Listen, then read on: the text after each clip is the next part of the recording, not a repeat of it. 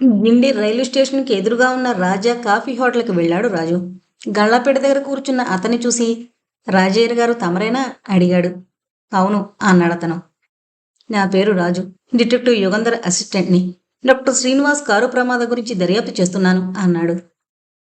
రాజయ్యారు విసుగ్గా చూసి, ఇప్పటికి ఓ 100 సార్లైనా పోలీసులు ఇక్కడికి వచ్చి అడిగిన ప్రశ్నలనే మళ్ళీ అడిగారు. కొత్తగా నేను చెప్పగలిగింది ఏమీ లేదు. ఆ సమయాన నేను అటు వెళ్ళడం నా దురదృష్టం. అటు వెళ్ళిన వాడిని నోరు మూసుకుని నా దారిని నేను ఇంటికి వెళ్లకుండా పౌరసత్వ బాధ్యత అని పోలీసులకి ఫోన్ చేయడం నా బుద్ధి పొరపాటు అన్నాడు. రాజు నవ్వి, మిమ్మల్ని ఎక్కువ వేధించను. కాస్త క్షమించి నా ప్రశ్నలకి జవాబులు చెబితే సంతోషిస్తాను అన్నాడు. రాజయ్యర్ కూడా నవ్వి, అడగండి, కాఫీ తాగుతారా అన్నాడు. వద్దు.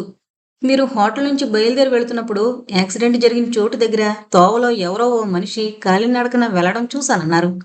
యాక్సిడెంట్ జరిగిన చోటు నుంచి సరిగ్గా ఎంత దూరంలో అతను మీకు కనిపించాడు? ఒక ఫర్లాంగ్ దూరం ఉంటుంది. సైకిల్ మీద వెళుతున్నారా? మీ సైకిల్కి లైట్ ఉందా? ఉంది. నూనె దీపం. కనుక సైకిల్ తన వైపు వస్తుండడం అతను దూరం నుంచే చూసి ఉండాలి. అవును, గుడ్డివాడైతే తప్ప. మీకు కనిపించకుండా దాక్కోవాలని అతను అనుకునుంటే అందుకు అవకాశం ఉందా? ఎందుకు లేదు? ఏ చెట్టు వెనక్కో వెళ్ళి దాక్కునుండొచ్చు. అతనికి ఎదురుగా మీరు వెళ్ళినప్పుడు మీ వైపు చూశాడా?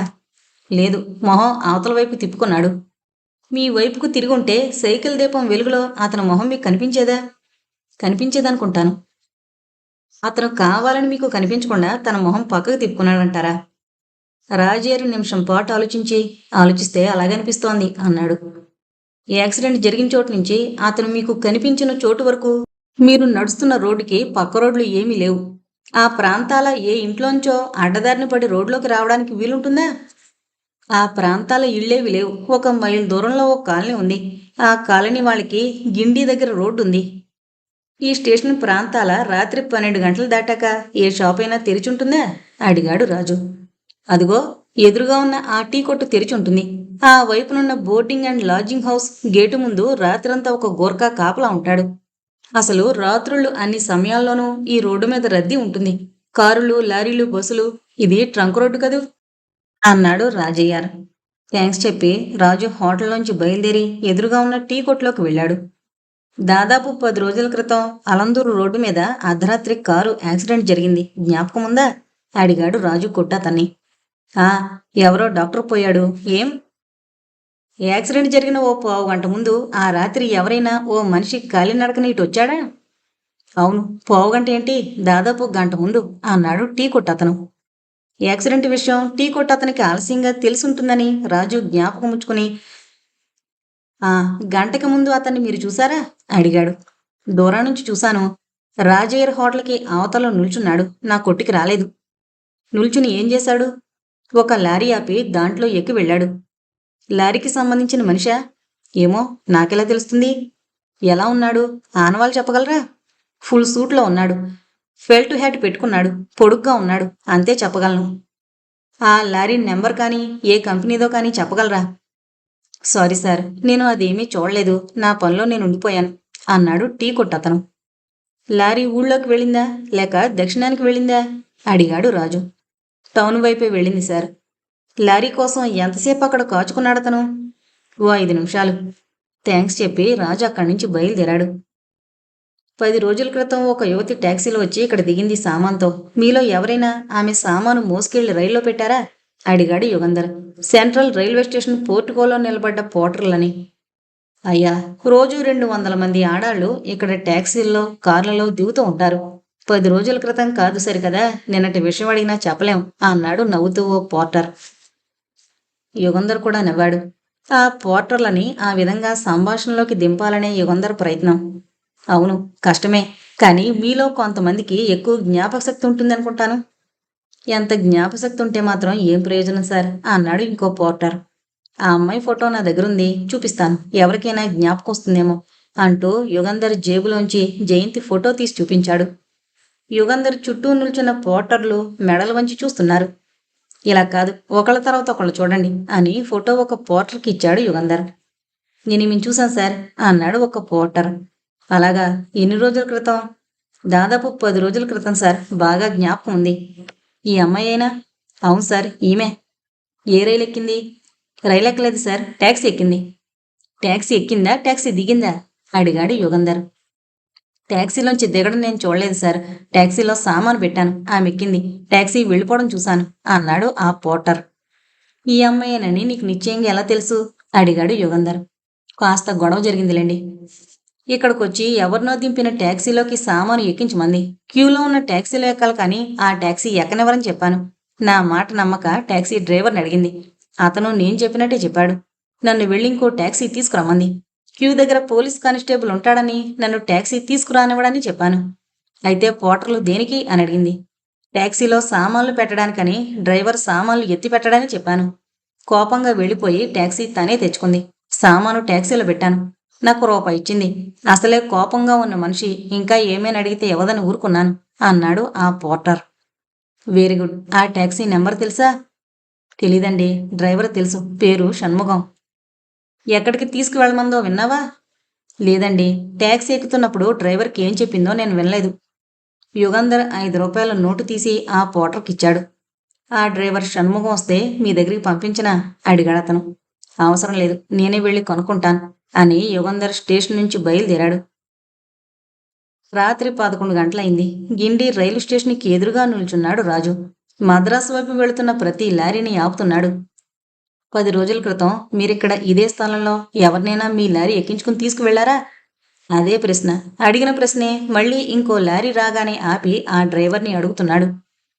అతన్నెవరినో ఎక్కించుకున్న లారీ మళ్ళీ అదే రోడ్డు అంట అదే టైంకి వస్తుందని నిశ్చయమేమీ లేదు. ఆ లారీ ఏదైనా ట్రాన్స్పోర్ట్ కంపెనీదైతే రావచ్చు. అందుకని రాజు ప్రయత్నిస్తున్నాడు. మరే ఊరు నుంచో వచ్చిన లారీ అయితే మళ్ళీ అటు రాకపోవచ్చునని రాజుకు తెలుసు. అయినా ప్రయత్నం చేయక తప్పదు. అపరాధ పరిశోధకుడికి చాలా సహనం ఉండాలి అని యుగంధర్ ఎన్నోసార్లు చెప్పాడు. రాజు ఆ విషయం జ్ఞాపకం తెచ్చుకుని తనలో తను నవ్వుకున్నాడు. అప్పటికి 28 లారీలు ఆపాడు. అందరూ మాకు తెలీదంటే తెలీదన్నారు. 12:30 అయింది. విసుగెత్తింది. ఏమైనా సరే తెల్లవారేటంత వరకు తను అక్కడుండి వచ్చే ప్రతి లారీని ఆపి అడగవలసిందే అని నిశ్చయించుకున్నాడు. రాత్రి 2 గంటల ప్రాంతాన బెంగళూరు నుంచి వస్తున్న ఓ లారీ డ్రైవర్, అవును సార్, 10 రోజుల క్రితం ఓ పెద్ద మనిషిని ఇక్కడ నా లారీలో ఎక్కించుకున్నాను అన్నాడు. రాజు ముఖం వికసించింది. నీతో మాట్లాడాలి. మిమ్మల్ని ఇక్కడ ఇలా ఆపి పెట్టడం మంచిది కాదు. నేను లారీలో వస్తాను. డ్రైవ్ చేస్తూ నేను అడిగే ప్రశ్నలకి సమాధానాలు చెప్పొచ్చు అన్నాడు రాజు. లారీ డ్రైవర్ రాజుని అనుమానంగా చూశాడు. మీరెవరు అడిగాడు. రాజు చెప్పాడు. తన ఐడెంటిఫికేషన్ కార్డు ఇచ్చాడు. లారీ డ్రైవర్ తృప్తిపడి సరే రండి అని లారీ పోనిచ్చాడు. క్లీనర్ వెనక్కి వెళ్ళాడు. రాజు డ్రైవర్ పక్కన కూర్చుని ఈ లారీలో ఆ వేళ ఎక్కినతను ఎలా ఉన్నాడో వర్ణించి చెప్పగలరా అడిగాడు. ఫుల్ సూట్లో ఉన్నాడు. ముదురు కాఫీ రంగు సూటు, ఫెల్ట్ హ్యాటు పెట్టుకున్నాడు. ఒక సిగరెట్ తర్వాత ఇంకోటి వెలిగిస్తూనే ఉన్నాడు. మొహం చూడలేదా? చూశాను. ఆనవాలుండే మొహం కాదు, చామన ఛాయ. అలా కాదు, ఇంకా వివరంగా చెప్పాలి. మీసాలున్నాయా? కళ్ళద్దాలు పెట్టుకున్నాడా? మొహం మీద మచ్చ ఏదైనా ఉందా? ఇలాంటివి అన్నాడు రాజు. డ్రైవర్ నవ్వి సారీ సార్, నేనంత పట్టింపుగా అతని మొహం చూడలేదు. కళ్ళద్దాలు లేవనుకుంటాను. మీసాలున్నాయి లేవో నాకు జ్ఞాపకం లేదు. మచ్చలు ఘాట్లు ఉన్నాయి లేవో నేను చూడలేదు. అతని మొహం జ్ఞాపకం పెట్టుకుని తర్వాత అతన్ని వర్ణించి చెప్పవలసి ఉంటుందని నేను అనుకోలేదు అన్నాడు. రాజు కూడా నవ్వి నిన్ను ఆపి ఏమని అడిగాడు అన్నాడు. ఊళ్ళోకి వెళ్ళేటట్టుంటే దింపమని అడిగాడు. డబ్బిస్తానన్నాడు. అర్ధరాత్రి అక్కడ ఏం చేస్తోంది? అంత రాత్రివేళ ఊళ్ళోకి ఎందుకు వెళుతోంది చెప్పలేదా? ఏదో గొణిగాడు, నేను వినిపించుకోలేదు. ఊళ్ళో ఎక్కడ దింపమన్నాడు? మౌంట్ రోడ్డు మీదుగా వెళుతున్నావా అని అడిగాను. అవునన్నాడు. మౌంట్ రోడ్లో దింపమన్నాడు. మౌంట్ రోడ్లో ఎక్కడ దిగాడు? రౌండు ఠాణా దగ్గర. అప్పుడు టైం ఎంత ఉంటుంది? 12:30 దాటి ఉండాలి. రాత్రి ఆట సినిమాలు చూసొచ్చిన జనం ట్యాక్సీల కోసం తిరుగుతుండడం గమనించాను. నీకు డబ్బిచ్చాడా? ₹1 ఇచ్చాడు. చాలా థ్యాంక్స్ అని రాజు ఆ లారీ డ్రైవర్కి 5 రూపాయల నోటిచ్చాడు. మౌంట్ రోడ్లో దిగేశాడు. రాత్రి 3 గంటలయింది. రాత్రుళ్ళు ట్యాక్సీలు డ్రైవ్ చేసే డ్రైవర్లు సామాన్యంగా మౌంట్ రోడ్డు ప్రాంతాల తారట్లాడుతుంటారు. ట్యాక్సీ స్టాండ్ వద్దకు వెళ్లి వాకప్ చేశాడు. ఆ ఫుల్ సూటు మనిషి ట్యాక్సీ ఎక్కి వెళ్ళుంటాడని రాజు ఊహిస్తున్నాడు. అతని ఇల్లు దగ్గరలో ఉండుంటే కాలినడకన వెళ్ళుండొచ్చు. మొత్తం 6 ట్యాక్సీలున్నాయి. ఫుల్ సూట్లో ఉన్న మనిషి గురించి చెప్పి రాజు ఆ డ్రైవర్లని అడిగాడు. ఎవరైనా అతని ట్యాక్సీ ఎక్కించుకున్నారా అని. ఆ 6 లేదని తలలు తిప్పారు. టీ కొట్లో, రెస్టారెంట్లో, సైకిల్ రిక్షా వాళ్ళని అడగాలని రాజు అనుకుంటుండగా ఇంకో టాక్సీ వచ్చి ఆగింది స్టాండ్లో. రాజు ఆ డ్రైవర్ని అడిగాడు. 10 రోజుల క్రితమో వారం రోజుల క్రితమో నాకు జ్ఞాపకం లేదు సార్. ఓ రాత్రి 1 గంట ప్రాంతాల నైట్ షో సినిమా విడవగానే మీరు చెప్పినటువంటి ఓ మనిషి నా టాక్సీ ఎక్కాడు సార్ అన్నాడు డ్రైవర్. అమ్మయ్యా అనుకున్నాడు రాజు. ఎక్కడ దింపావు అడిగాడు. హోటల్ లగ్జరీలో. తిన్నగా ఇక్కడి నుంచి హోటల్ లగ్జరీకి తీసుకెళ్ళావా? అవును సార్. రాజు చేతి గడియారం చూసుకున్నాడు. అప్పుడిక హోటల్ లగ్జరీకి వెళ్లడం అనవసరం, తెల్లవారిన తర్వాత వెళ్లొచ్చుననుకుని టాక్సీ ఎక్కి ఇంటికి వెళ్ళాడు. Detective Yugandhar traffic and licensing ఆఫీస్కి వెళ్లి షణ్ముగం చిరునామా తెలుసుకున్నాడు. చింతాద్రిపేటలో షణ్ముగం ఇంటికి వెళ్లి డ్రైవర్ షణ్ముగం ఉన్నాడా అడిగాడు తలుపు తట్టి. లేడు. మీరెవరు అడిగింది తలుపు తెరిచిన స్త్రీ. అతనితో నాకు పనుంది. ఎక్కడ దొరుకుతాడిప్పుడు? ఏమో, చెప్పడం ఎలా? సవారి మీద ఏ మారుమూలకైనా వెళ్ళుండొచ్చు అన్నదామె. ఇంటికి ఎన్ని గంటలకు వస్తాడమ్మా? రాత్రి కానీ రాడు. రాత్రి ఎన్ని గంటలకు వస్తాడు? 10, 11 అవుతుంది. మళ్ళీ వస్తాను అని చెప్పి వెళ్ళిపోయి రాత్రి 10 గంటలకి యుగంధర్ మళ్ళీ షణ్ముగం ఇంటికొచ్చాడు. ఇంకా రాలేదు, వచ్చే వేళైంది, అలా బెంచ్ మీద కూర్చోండి అన్నదామె. యుగంధర్ ఓపిగ్గా కాచుకున్నాడు. షణ్ముగం ఇంటికి తిరిగి వచ్చేటప్పటికి రాత్రి 1 గంట అయింది. యుగంధర్ని చూసి ఎవరండి అడిగాడు. పాపం ఈ పెద్ద మనిషి మధ్యాహ్నం వచ్చాడు, మళ్ళా 10 గంటలకొచ్చి అప్పటినుంచి నీ కోసం కాచుకున్నారు. ఎక్కడికి వెళ్ళావు అడిగిందామె. సినిమాకి వెళ్ళాను. వచ్చే 4 డబ్బులు సినిమాకి తగలై, కట్టుకునేందుకు ఇంకో చీరలేక చేస్తున్నాను. యుగంధర్ నవ్వి, పొద్దునుంచి పనిచేసిన మనిషి కాస్త ఉత్సాహంగా సినిమా చూడకపోతే ఎలాగమ్మా అని షణ్ముగం వైపు తిరిగి, 10 రోజుల క్రితం సెంట్రల్ స్టేషన్లో నువ్వు ఒక ఆమెను ట్యాక్సీ ఎక్కించుకున్నావు. అప్పుడు రాత్రి 8:30, 8:30, 9 అయి ఉంటుంది. ఆమెను ఎక్కడికి తీసుకువెళ్ళావో జ్ఞాపకం ఉందా అడిగాడు. షణ్ముగం యుగంధర్ని అనుమానంగా చూసి, మీరెవరు, మీకెందుకు అడిగాడు. యుగంధర్ చెప్పాడు. యుగంధర్ గారు, రోజు ఎందరో స్త్రీలు నా ట్యాక్సీలో ఎక్కుతూ ఉంటారు. ఎక్కడికో తీసుకువెళతాను. నాకెలా జ్ఞాపకం ఉంటుంది చెప్పండి. ఆవిడ కూడా ఎవరూ లేరు. సామాన్లతో పోర్టుకోలో నిలబడింది. ఆమె వచ్చి క్యూలో నిలబడి ట్యాక్సీ ఎక్కి పోర్టుకోలోకి తీసుకెళ్లి సామాన్లు ఎక్కించుకుంది. ఇది ఆమె ఫోటో అని యుగంధర్ జయంతి ఫోటో చూపించాడు. షణ్ముగం జయంతి ఫోటో పరీక్షగా చూసి, కాస్త వ్యవధివ్వండి, జ్ఞాపకం చేసుకోవడానికి ప్రయత్నిస్తాను అని కాసేపు ఆలోచించి, ఒక హోల్డాళ్ళు, ఒక తోలు పెట్టే, ఒక పేము బుట్ట ఉన్నాయి. పేము బుట్ట డిక్కీలో పట్టలేదు. ఇప్పుడు జ్ఞాపకం వచ్చింది ఈమె. ఎక్కడికి తీసుకువెళ్ళావు అడిగాడు యుగంధర్. హోటల్ లగ్జరీకి సార్. యుగంధర్ ఆ డ్రైవర్కి 10 రూపాయలిచ్చి అక్కడి నుంచి బయలుదేరాడు. ఆ రాత్రికి ఇక హోటల్ లగ్జరీకి వెళ్ళినా ప్రయోజనం లేదని ఇంటికి వెళ్ళిపోయాడు. రాజు కన్సల్టింగ్ రూమ్లోకి వచ్చేటప్పటికి 8 గంటలయింది. అప్పటికే యుగంధర్ డ్రెస్ చేసుకుని రెడీగా ఉన్నాడు. నేను వెళ్ళాలి, నీకోసమే కాచుకున్నాను, ఏమైనా తెలిసిందా అడిగాడు యుగంధర్. ఫుల్ సూటు మనిషి గురించేనా? చాలా తెలిసింది అన్నాడు రాజు నవ్వుతూ. ఏంటి తెలిసింది? గిండి స్టేషన్కి ఎదురుగా నిలబడి ఊళ్ళోకి వెళుతున్న ఓ లారీ నాపి ఎక్కి మౌంట్ రోడ్లో దిగాడట. రాజయ్యకి కనిపించిన మనిషి అతనేని నిశ్చయం చేసుకున్నావా? నిశ్చయం ఎలా చేసుకుంటాను? ఆ రాత్రి ఫుల్ సూట్లో ఫెల్ట్ హ్యాట్ పెట్టుకుని గిండి ప్రాంతాల 2 మనుషులు తిరుగుతుంటే తప్ప ఇతనై ఉండాలి. ఆ మౌంట్ రోడ్ నుండి ఎక్కడికి వెళ్ళాడు? హోటల్ లగ్జరీకి అన్నాడు రాజు. యుగంధర్ ఆశ్చర్యంతో, హోటల్ లగ్జరీకా అడిగాడు. అవును. రాత్రి 3 గంటలకా? అవును. సామాన్లు లేకుండా? అవును. ఎందుకంత ఆశ్చర్యం అడిగాడు రాజు. జయంతిని హోటల్ లగ్జరీలో దింపానని డ్రైవర్ షణ్ముగం చెప్పిన విషయం రాజుకు చెప్పాడు యుగంధర్. రాజు నవ్వి, అయితే ఇంకేం, మనిద్దరం ఒకే చోటుకు వెళుతున్నాం అన్నాడు. అవును, పద, త్వరగా వెళ్ళి తేలుద్దాం. 20 నిమిషాల తర్వాత హోటల్ లగ్జరీ పోర్టుకోలో రాజు కారు ఆపాడు. మేనేజర్ ఇంకా డ్యూటీకి రాలేదు, కానీ అసిస్టెంట్ మేనేజర్ ఉన్నాడు. అది చాలా పెద్ద హోటల్. యుగంధర్ తనని తాను పరిచయం చేసుకున్నాడు. జూలై 14వ తేదీ రాత్రి మీ హోటల్కు ఒక అమ్మాయి ఇచ్చింది, పేరు జయంతి. ఆమె ఇంకా హోటల్లోనే ఉందా అడిగాడు. రిజిస్టర్ చూసి చెబుతానుండండి అని రిజిస్టర్ తిప్పి, సారీ సార్, జయంతి అనే పేరు గల ఆమె మా హోటల్లో బస్ చేయలేదు అన్నాడు. బహుశా పేరు మార్చుకుంటుంది. జూలై 14వ తేదీ రాత్రి 9 గంటల ప్రాంతాల ఎవరైనా స్త్రీ మీ హోటల్కి వచ్చి గది తీసుకుందా అడిగాడు. లేదు సార్ అన్నాడు అసిస్టెంట్ మేనేజర్.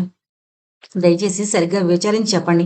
ఆమెను మీ హోటల్లో దింపినట్టు ఇక్కడికి ఆమెను తీసుకొచ్చిన ట్యాక్సీ డ్రైవర్ చెప్పాడు. జూలై 14వ తేదీ రాత్రి మా హోటల్కి ఎవరూ వచ్చినట్లు రిజిస్టర్లో లేదు.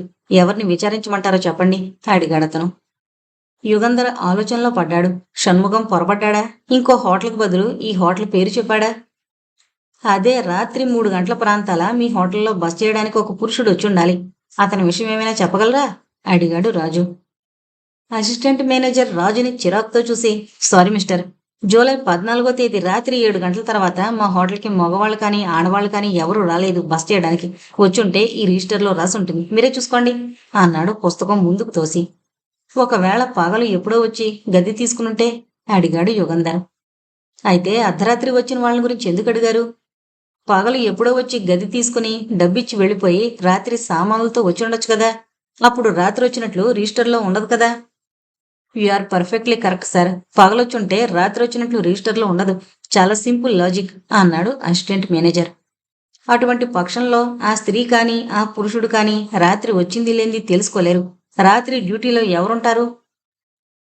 ఉంటారు గేటు జవాను, night duty clerk, 2 room boys. వాళ్ళని అడిగితే? అన్నాడు యుగంధర్. వాళ్ళని అడిగితే తెలియచ్చు. అయితే పిలిపించండి, అడగాలి. నైట్ డ్యూటీలో ఉన్నవాళ్ళు పగలు డ్యూటీలో ఉండరు, పగలు డ్యూటీలో ఉన్నవాళ్ళు నైట్ డ్యూటీలో ఉండరు. 5 నిమిషాలు ఉండమన్నా ఉండరు. అందరూ యూనియన్లో సభ్యులు. పోనీ నైట్ డ్యూటీ క్లర్క్ ఎక్కడుంటాడో చెప్పండి. ఇంట్లో ఉంటాడు. ఇల్లు ఎక్కడుందో చెప్పండి అడిగాడు యుగంధర్ ఓపిగ్గా. నాకు తెలీదు. మేనేజర్ ఫైల్లో అడ్రస్ ఉంటుంది. పోనీ రూమ్ బాయ్స్, గేటు జవాను ఎక్కడుంటారో చెప్పండి. రాత్రికి రండి, వాళ్ళంతా డ్యూటీలో ఉంటారు అన్నాడు అసిస్టెంట్ మేనేజర్. అంతవరకు ఆ అసిస్టెంట్ మేనేజర్కి పెంకి జవాబులు వింటూ ఓపిక పట్టిన యుగంధర్ ఇక తను మెత్తగా ఉంటే లాభం లేదనుకుని, రాత్రి వరకు కాచుకోవడానికి మాకు వ్యవధి లేదు, అవసరమూ లేదు, ఆల్ రైట్ అని టెలిఫోన్ తీసి పోలీస్ హెడ్ క్వార్టర్స్కి ఫోన్ చేసి, hello inspector, doctor Srinivasu case సందర్భంలో హోటల్ లగ్జరీ అసిస్టెంట్ మేనేజర్ మాతో సహకరించడం లేదు. మీరు పోలీసు బలగంతో వస్తే మంచిదనుకుంటాను అన్నాడు. What is it? పోలీసులు ఎందుకు? వెయిట్ ప్లీజ్ అన్నాడు అసిస్టెంట్ మేనేజర్ కంగారుగా. డిటెక్టివ్ ఇన్స్పెక్టర్ స్వరాజరావు వచ్చి మిమ్మల్ని హెడ్ క్వార్టర్స్కి తీసుకువెళితే మీరు ఇంకొంచెం సరిగ్గా జవాబులు చెప్పి సహకరిస్తారని. నోనో వద్దు ప్లీజ్. పోలీసులు వచ్చారంటే మేనేజర్ నా మీద ఎగురుతాడు. ఆ బాయ్స్ని పిలిపిస్తాను, నైట్ డ్యూటీ క్లర్క్ని పిలిపిస్తాను ప్లీజ్ అని మొరపెట్టుకున్నాడు అతను. యుగంధర్ నవ్వి, ఆల్ రైట్ ఇన్స్పెక్టర్, థ్యాంక్స్, అవసరం లేదు. మీ పేరు వినగానే అసిస్టెంట్ మేనేజర్కి ముచ్చెమటలు పోసాయి అని రిసీవర్ పెట్టేశాడు. 5 నిమిషాలు ఉండండి, వాళ్ళని పిలిపిస్తాను. రూమ్ బాయ్స్, హోటల్ వాచ్మ్యాన్ ఇక్కడే క్వార్టర్స్లో నిద్రపోతుంటారు. నైట్ డ్యూటీ క్లర్క్ ఇల్లు దగ్గరే, పిలిపిస్తాను, 10 నిమిషాల్లో వస్తాడు అన్నాడు అసిస్టెంట్ మేనేజర్ హడావిడిగా గదిలోంచి బయటకు వెళుతూ. 5 నిమిషాల్లో రూమ్ బాయ్స్ 2 యుగంధర్ ముందు హాజరయ్యారు. జూలై 14వ తేదీ రాత్రి 9 గంటలప్పుడు సామాన్తో ఒక స్త్రీ వచ్చిందా? బహుశా గది అంతకు ముందే రిజర్వ్ చేసుకుని ఉండాలి అడిగాడు అసిస్టెంట్ మేనేజర్. 2 కుర్రాళ్ళు, జ్ఞాపకం లేదు సార్ అన్నారు. యుగంధర్ జయంతి ఫోటో తీసి వాళ్ళకి చూపించి, ఈమెని మీరు ఎప్పుడైనా చూసారా అడిగాడు. నేను చూశాను సార్, తేదీ జ్ఞాపకం లేదు, కానీ ఓ రాత్రి ఈమె సామాన్లతో వచ్చింది. ఎన్ని సామాన్లు తెచ్చింది? 3 సార్. ఒక తోలు పెట్టే, హోల్డాల్డు, ఫేమ్ బుట్ట. నువ్వే గదులు పెట్టావా? అవును sir. Room number 28 sir. Very good. ఆమె ఎన్నాళ్ళుంది ఇక్కడ? మర్నాడు పొద్దున్నే వెళ్ళిపోయింది సార్. పొద్దున్నే అంటే ఎన్ని గంటలకి? ట్యాక్సీలోనా? 6 గంటలకు సార్. ట్యాక్సీలోనే వెళ్ళింది. రాత్రి ఆమె గదికి ఎవరైనా మగాడొచ్చాడా? కుర్రాడు అదో రకంగా నవ్వి, నేనప్పుడు లేను సార్, కిందున్నాను, చూడలేదు అన్నాడు. వెళ్ళేటప్పుడు ఆమె కూడా ఎవరైనా మొగాడున్నాడా? లేడు సార్, ఆమె ఒక్కతే వెళ్ళింది సార్. అంతలో నైట్ డ్యూటీ క్లర్క్ వచ్చాడు. అతన్ని యుగంధర్కి పరిచయం చేశాడు అసిస్టెంట్ మేనేజర్. యుగంధర్ జయంతి ఫోటో అతనికి చూపించి, ఈమె మీ హోటల్లో జూలై 14వ తేదీ గది బుక్ చేసుకుని ఆ రాత్రి 9 గంటలకి సామాన్తో వచ్చింది. మర్నాడు పొద్దున్నే వెళ్ళిపోయింది. జ్ఞాపకముందా అడిగాడు. జ్ఞాపకం ఉంది. రాత్రి 9 గంటలకు వచ్చింది. గది తాళం చెవడితే ఇచ్చాను. ఏ పేరున రిజిస్టర్ చేసుకుంది? రూమ్ నెంబర్ 28, మిస్ కమల అన్నాడు క్లర్కు. అదే రాత్రి 3 గంటల ప్రాంతాల ఒక అతను ఫుల్ సూట్లో ఉన్నతను మీ హోటల్కి వచ్చాడు. అతను అంతకుముందే ఒక గది ఇక్కడ రిజిస్టర్ చేసుకున్నాడా? రాత్రి 3 గంటలకి ఇక్కడికి ఎవరూ రాలేదు సార్. అతన్ని మీ హోటల్ ముందు దింపానని టాక్సీ డ్రైవర్ చెప్పాడు. సారీ సార్, మా హోటల్కి రాలేదు. అంత రాత్రి వేళ వచ్చుంటే నాకు బాగా జ్ఞాపకం ఉంటుంది. కమల అనే పేరుని గది రిజర్వ్ చేసుకున్న అమ్మాయి తనే వచ్చి రిజర్వ్ చేసుకుందా? ఎవరినైనా పంపించిందా అడిగాడు యుగంధర్ అసిస్టెంట్ మేనేజర్ని. క్షణం ఆగండి, చెబుతాను. రిజర్వేషన్ పుస్తకం చూసి చెబుతాను అని 2 నిమిషాల్లో టెలిఫోన్ చేసి రిజర్వ్ చేసుకుంది సార్ అన్నాడు. ఎన్ని గంటలకి? సాయంకాలం 5 గంటలకి. రూమ్ బాయ్స్కి కానీ నైట్ డ్యూటీ క్లర్క్ కానీ కనిపించకుండా లోపలికి ఎవరైనా వెళ్లేందుకు వీలుంటుందా అడిగాడు రాజు. గేటు జవాను రాణిస్తే ఎవరైనా రాత్రివేళ కాటేజీల్లో దిగుంటే అక్కడికి ఎవరికీ కనిపించకుండా వెళ్ళొచ్చు. కానీ మెయిన్ బిల్డింగ్లో రూమ్స్కి వెళ్ళడానికి వీలుండదు అన్నాడు అసిస్టెంట్ మేనేజర్. నైట్ వాచ్మెన్ ఏడి? అడిగాడు యుగంధర్. బయట కూర్చున్నాడు, పిలవనా అని నైట్ వాచ్మ్యాన్ని కేకేశాడు అసిస్టెంట్ మేనేజర్. సెల్యూట్ చేసి నిలబడ్డాడు ఎదురుగా వాచ్మ్యాన్. 10 రోజుల క్రితం రాత్రివేళ 3 గంటల ప్రాంతాల ఫుల్ సూట్లో ఉన్న మనిషి ఈ హోటల్లోకి వచ్చాడా? అడిగాడు యుగంధర్. వాచ్మ్యాన్ కళ్ళు మూసుకుని ఓ నిమిషం పాటు దీర్ఘంగా ఆలోచించి, అవును, ఎవరో అటువంటి మనిషి వచ్చినట్లే జ్ఞాపకం అన్నాడు. ఫుల్ సూట్లో ఉన్నాడు, ఫెల్ట్ హ్యాట్ పెట్టుకున్నాడు, టాక్సీలో దిగాడు చెప్పాడు రాజు. అవును, అటువంటి మనిషి వచ్చాడు. లోపలికి వెళ్ళాడా? Yes sir. ఏ గదిలో దిగాడో చెప్పాడా? నాకెందుకు చెబుతారు సార్, మనిషిని చూస్తే హోటల్లో బస చేసిన మనిషిలా ఉన్నాడు. గేటు తెరిచాను, లోపలికి వెళ్ళిపోయాడు అన్నాడు వాచ్మ్యాన్. అయితే ఏదో ఒక కాటేజీలోకి వెళ్ళి ఉండాలి అన్నాడు అసిస్టెంట్ మేనేజర్. ఏ కాటేజీలోకి వెళ్ళింది తెలుసుకోగలరా? యుగంధర్ ప్రశ్నించాడు. ఎలా తెలుస్తుంది? తాళం చెవి అతని దగ్గరే ఉండుంటుంది. ఎవరిని నిద్రలేపవలసిన అవసరం లేదు. తిన్నగా తన కాటేజీలోకి వెళ్ళుంటాడు అన్నాడు అసిస్టెంట్ మేనేజర్. ఆ వాళ్ళ కాటేజీలో ఎవరెవరు బస చేశారో జాబితా చూపించండి అడిగాడు రాజు. అసిస్టెంట్ మేనేజర్ రిజిస్టర్ రాజు ముందుకు తోసి చూడండి అన్నాడు. రాజు, అతని విషయం నువ్వు ఆరాతి, నేను జయంతి ఎక్కడి నుంచి ఎక్కడికి వెళ్ళిందో కనుక్కోవడానికి ప్రయత్నిస్తాను అని వెళ్ళిపోయాడు యుగంధర్.